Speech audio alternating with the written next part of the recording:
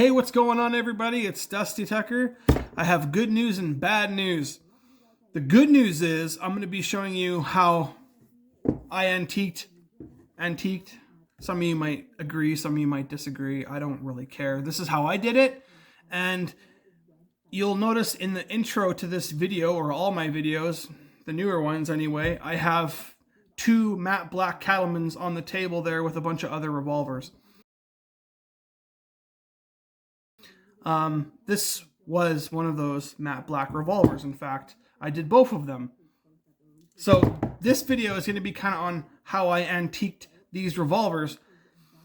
That's the good news. The bad news is I lost my old footage that I had of me actually working on these revolvers myself. Very unfortunate. I messed up. I deleted old cache of footage that I thought was videos that I've already posted on YouTube to make room for new videos. And apparently that was one of them that I deleted. So unfortunately, I don't have any footage of me working on these, which is shitty. So the best I can do is kind of show you how I did it. I'll try to do like an above view, and I'll kind of go over with what I did and how I did it. So bear with me. Okay, so hopefully this angle works for you guys. If you don't have a wood table like this, if you have a metal table or something, just get a piece of shop towel. It's always nice to have a nice padding for your nice revolvers. So what I started with was I think it was the 320 automotive sandpaper. And this is just here for an example. This is wood sandpaper, but it's all I have right now. I used all my other stuff up. So what you would want to do is have that handy and have some oil handy. And that's pretty much all you need. Maybe some masking tape if you want to not fully disassemble your revolver. So the very first thing I did was take out the cylinder. This is going to be kind of hard to show. Take out the pin. Loading gate, and she's out. So I'm going to put it over there for now. And we're going to start with the cylinder. Before I start with the cylinder, I'm going to let you guys know a little secret that I learned through the years. This revolver, I'm not sure how many new revolvers have this problem or not, but this is a 357, in case those of you who are wondering. I shot 357 when I first purchased this. I took it out to the range, shot 357 through it. The casings did not want to eject. So I had to really push on that rod to eject the casing. The casing had a bunch of scars and scratches and stuff on it. I looked down in the cylinder and I could see a couple of, well, not see them, but I could tell that there was burrs inside some of the cylinders. So what I did was I just took a drill with a metal brush bit, and I just put oil in it and went down and through each one for about 15 to 20 seconds back and forth. And then I took a cleaning jag and punched through, took it out and shot it again. They ejected no problem. So if any of you guys had that problem while you're doing this, now would be the time to fix it, because, I mean, why not? Anyways, back to the antiquing, whatever. Some of you guys may agree, some of you guys may disagree. I don't really care, but I think personally it looks nicer than a matte black revolver. So anyways, you take your sandpaper. I started with, once again, 320 automotive sandpaper grit. And you want to use automotive because it's meant for metal, and it's also meant for wet sanding. So that's the perfect combination for this type of project. So what I did was I would first soak the cylinder in oil, get it all around the circumference, get it inside, get it on the top, get it on the bottom. And then you would take your 320 grit, and you want to make sure that you keep your sanding. Remember, keep this in mind, that when you're holstering a gun, which way is it going? It's not going this way, right? That doesn't make sense. No, you want to keep your sanding patterns the same for your entire project. And you just want to make sure you keep that sanding pattern for the entire project. So you would start taking off material slowly while slowly rotating the cylinder.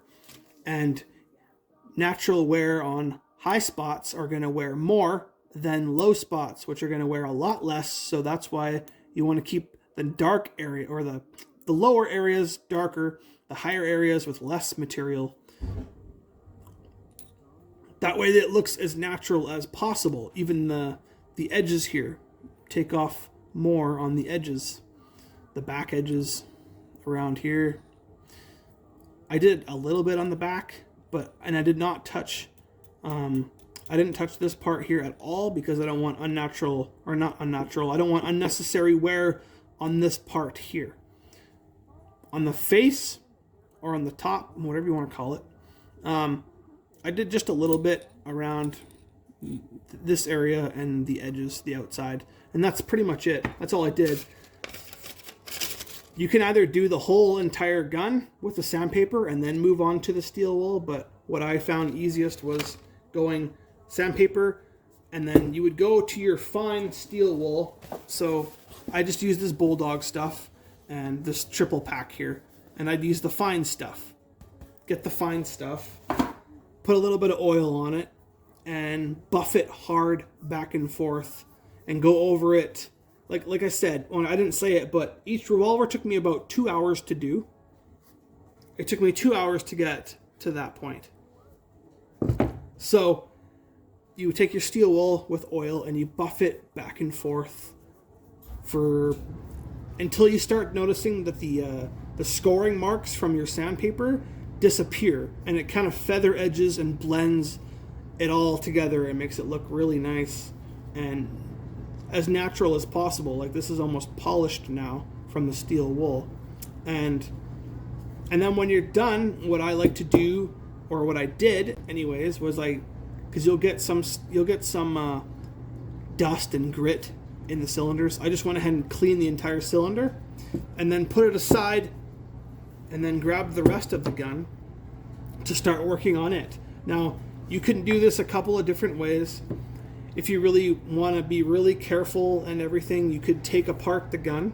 You could take these two screws apart, this screw out, and these backstrap screws here, and then your handle assembly will come out. And then once that's out, you'll have a way better time sanding the low part of the frame here and the other side here. Or there's another way you can do it. What I did was take masking tape, and I followed this line here all the way from the wood over down to the bottom, and I just took tape and went over it once, twice, 3 times. That way, when I got the sandpaper out and started sanding like this, I would not touch the wood, and I didn't score the wood at all, just by using masking tape. And I buffed that as much as I felt natural. The screws that are sticking up higher gives it a natural wear look. You'll have a darker ring around the screw, and the high spot will be metal. You'll see the metal, and it looks more natural, right? I mean, if you were to fully disassemble the gun and sand it all down and then put it back together, and it's basically all gunmetal gray, it's not going to look natural. It's just going to look like an unfinished gun. So yeah, no, that's just the way I did it. You can take apart this, but these old frames, I'm not sure if the new ones are the same, but this is a one-piece grip, and to put it all back together is kind of a little bit of a hassle. So you can stay away from that just by taping. And then keeping your sanding pattern, like I said, the same all the way. Even here, keeping it the same. The edges are the only exception. Let's say you have an edge here, and you don't have to keep going like this to get the edge. You could go this way, but only for the edge, because if you start marring the side of the gun like this, you're going to notice that you're going to have scoring patterns crosswise, and they're not going to add up with the scoring marks that are going this way. It's going to look like you obviously did it on purpose, and then compared to going all the way across that way makes it look natural, like holster wear pretty much, or just age in general. But yeah, keeping your gun oiled while doing this is probably the best way to do it. It's also a good way to keep down some of the particles and stuff that are going to get some of the sandpaper dust and metal dust and finish dust and whatnot are going to stay down instead of getting cloudy. And then underneath parts, like I said before, all the high spots would get more wear naturally than the low spots. You want to make it look as natural as possible is what you're going for. Unless you want to just strip the whole thing and blue it, that's completely up to you. Off topic, well, not off topic, but I really like this length of barrel, this 5.5 inch barrel. I'm not a huge fan of the gunfighter barrel, the 4 3/4, or the big long 8 inch or 6 inch barrel. I like this one the best. This is my favorite. And I was really fortunate in finding both of them the same. So I actually have like a matching set. I got super lucky with that, and I'll never forget that. Anyways, inside here where the forcing cone is, I didn't really go too hard. I went a little bit on the top of the inside of the frame, just to give it more naturalistic type look. I went ahead and polished the front of the blade sight so you can see that. You can see that like pretty clearly when you're aiming. At least I can anyway. But yeah, no, and then you would just go over the whole thing with steel wool, and you want to buff it really hard with the steel wool. You want the objective for that is to feather edge all the scoring marks from the sandpaper. And then you take off as much as you feel necessary. If you like the looks of just going over it a little bit, go ahead, whatever. It's your gun. You do it as much as you like it. I ended up doing mine light the first time. This isn't what it looked like. It was a lot less metal taken off when I did it the first time. But then I looked at him for a little bit and shot him a little bit, cleaned him, and then I said, you know what? I'm going to take off a little more. I actually ended up doing it twice. So I did it about an hour the first time, and then I did it for about an hour the second time. So to get it to look roughly like this took about 2 hours. No power tools, just sandpaper and elbow grease and steel wool and oil and masking tape if you want to do it the easy way. Maybe not so much the safe way, but the easy way. And that's pretty much all there is to it. Like I don't know what else. If you want to get really into it, you could take the ejector rod housing off and get behind that, but I mean that doesn't really get natural wear, so that's kind of redundant, I think. The trigger guard gets wear everywhere that would normally get wear from a holster or from just plain old use is what you're going for, right? So I'm going to go ahead and reassemble this.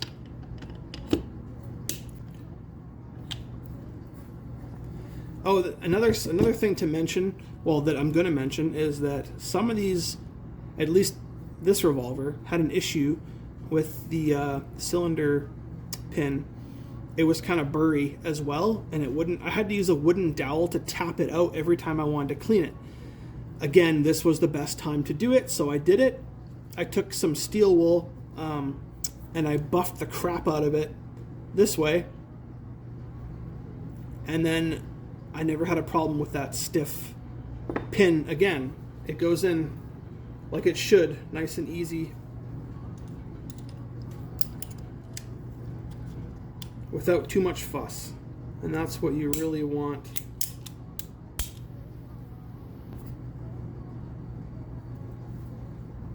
Sorry, gotta get this thing half cocked properly. There we go. There, that's too far. There. And there we go. Back together. And hopefully when you're done, you end up with something like this, if that's what you're going for. If you want to completely strip it, you could do that too. You might be able to bath it instead of sanding it if you want to completely strip it. Once again, completely up to you. Come back up here. Hopefully you guys found this useful. I apologize again for not having any of the actual footage of me working on the revolvers, but they turned out really well. I did them a twice over, and I think they look pretty damn good. Like 2 times over is definitely, it looks more antique-y than the once over that I did the first time. I was kind of iffy about it.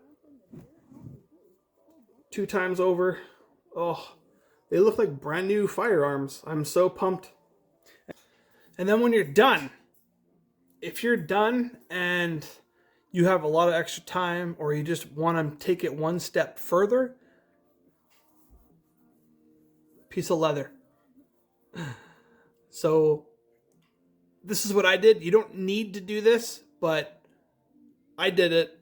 I took some leather and some oil. You don't need to use oil, but I just, I'm obsessed with oil. And I buffed the entire gun.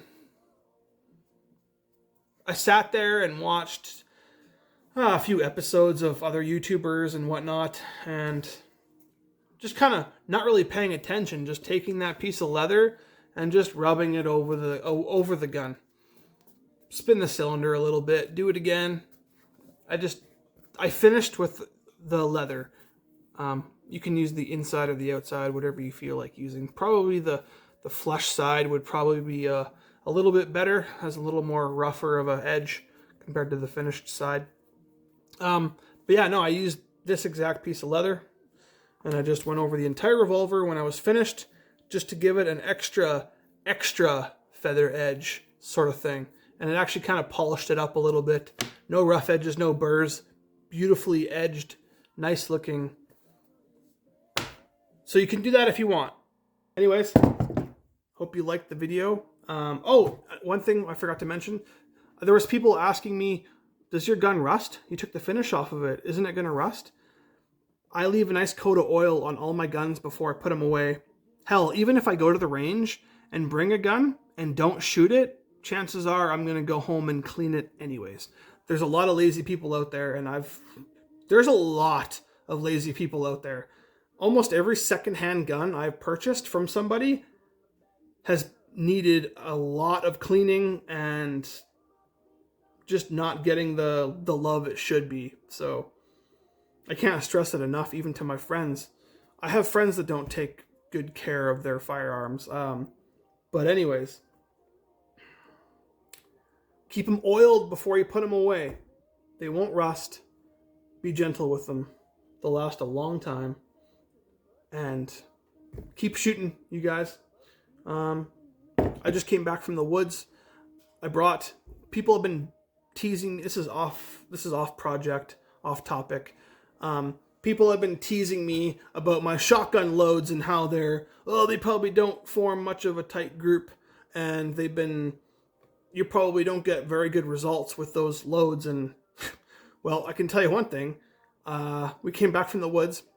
I only fired 4 rounds, 4 homemade black powder shotgun shells. This is an empty one,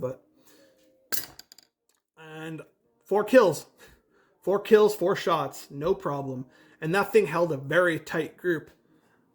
There was a squirrel that I got at about 35 yards, and 9 or 10 of those pellets hit him. So, I mean, that's a pretty good group, I think, from that distance. And for in the woods, for a bush gun, the most you're going to be able to see is maybe 60, 70 yards. So if you can hit half that distance, you're doing pretty good, even with the shotgun. I know next time when I go out, I'm just bringing the shotgun. I'm not going to pack the 22, unless I feel like bringing the 22. I like having the Cooey combo. Anyways, hope you guys found some of this video useful. I'll show you these guys again before I depart from you.